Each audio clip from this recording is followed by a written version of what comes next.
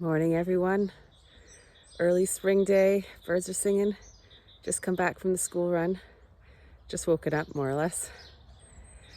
But the garden is helping me wake up. It is so beautiful. We finally had a bit of rain after weeks and weeks of, it was amazing sunshine, but no rain. And all the plants were starting to look a little bit parched. And this morning, everything's fresh again. And it's so beautiful and so exciting. Let me take you on a little tour.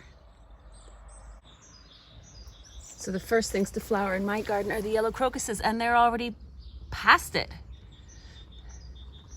Oh, there's some white ones popping up. That's a pansy I planted in the fall.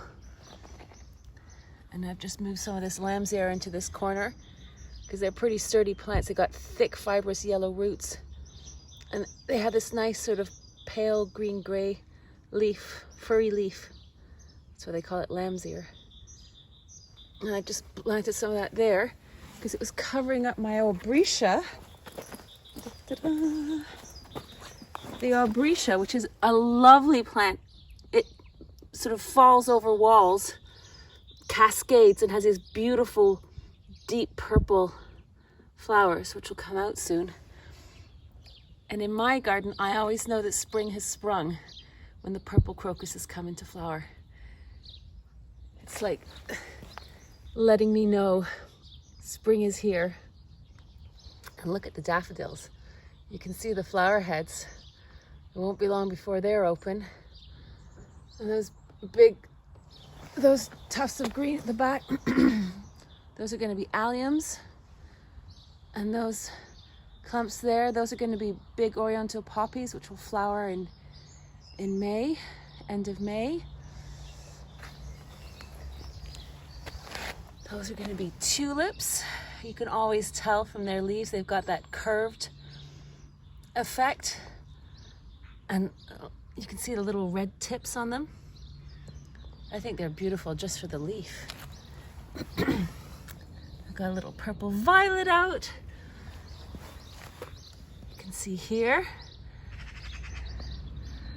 Oh my goodness, I've totally blanked on their name. I can only think of it in French. Jacinthe. Hyacinth. There we go. Isn't it beautiful? I mean, that's gonna be the flower, and already I find it stunning, especially with the raindrops on it.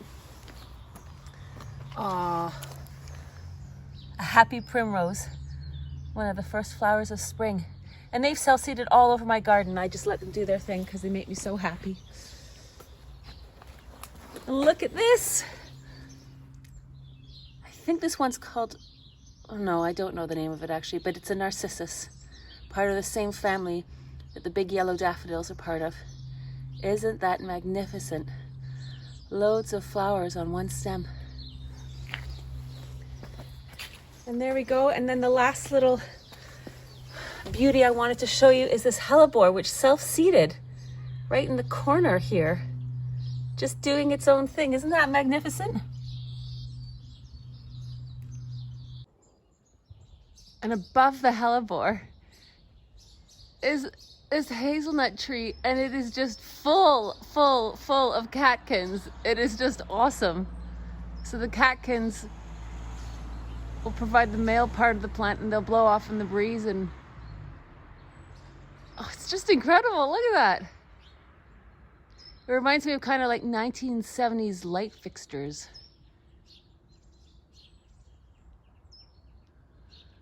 Oh, it's amazing. You know, it's end of February, but it is all going on. I've already started planting seeds inside. There we go. All those little hits of color coming up makes me super happy.